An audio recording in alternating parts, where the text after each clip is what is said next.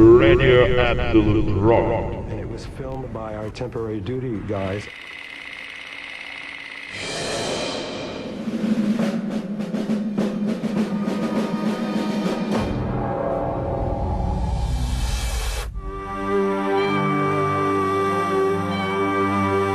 President Richard Milhouse Nixon's interest in UFOs is harder to calculate.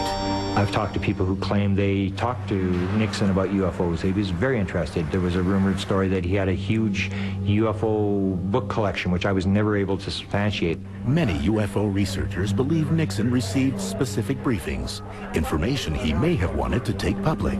There's some very good indications that he planned to reveal data, that UFOs past, present, and future, a book by Robert Emenegger, a television program that was done with that title. I talked to Emenegger, and he got asked by the Republican Party to produce that show using only government people, because the idea was they were going to release data.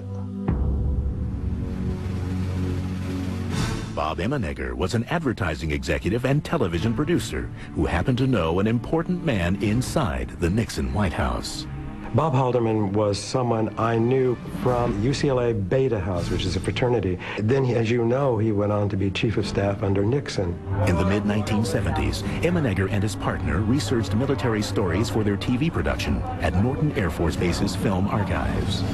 Paul Shartle is the one who took us in there and said, what would you think if we told you we had a landing at Holloman Air Force Base of an alien craft, and it was filmed by our TDY, our temporary duty guys, and the film was sent here to Norton, where all films usually are sent.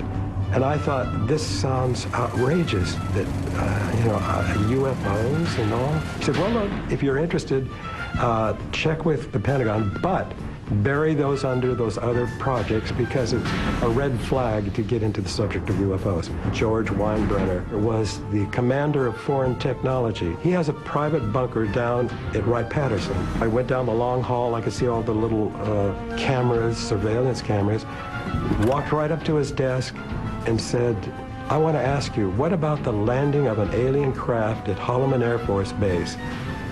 And I sort of expected him to say, what? The what? He didn't. So he reached up, pulled out a book, handed it to me. So I opened the book up and it said, to my friend, Colonel George Weinbrenner, signed Dr. Alan Hynek, and the book was all on UFOs. Well, Hynek was the scientific advisor to the Air Force at that time on UFOs. Perplexed, Emenegger contacted his friend and Nixon's chief of staff, Bob Haldeman. He was at the White House, and I asked if he had heard anything about the landing at Holloman Air Force Base, and he said, well, I heard something, but I don't know. Whether the president knew, I have no idea. While Emenegger never obtained the Holloman film for the 1974 nationally broadcast program, his first-hand experience provides researchers insight on what American presidents may have known about UFOs. A friend of mine helping me out talked to two ex-presidents. They both confirmed that they had been shown the Holloman Air Force Base film.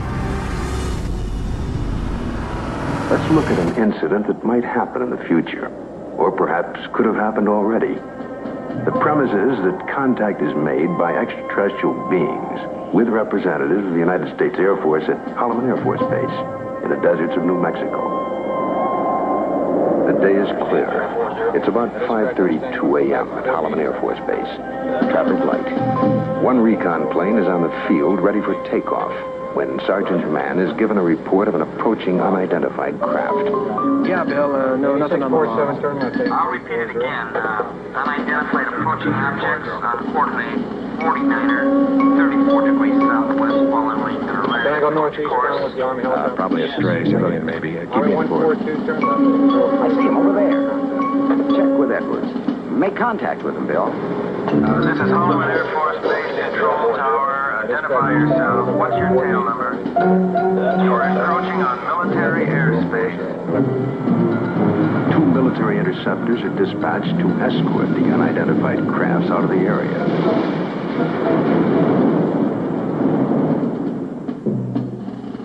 During a routine photographic mission, a tech sergeant and staff sergeant of the base photographic team were aboard a helicopter at the time and run off several feet of film of the three objects.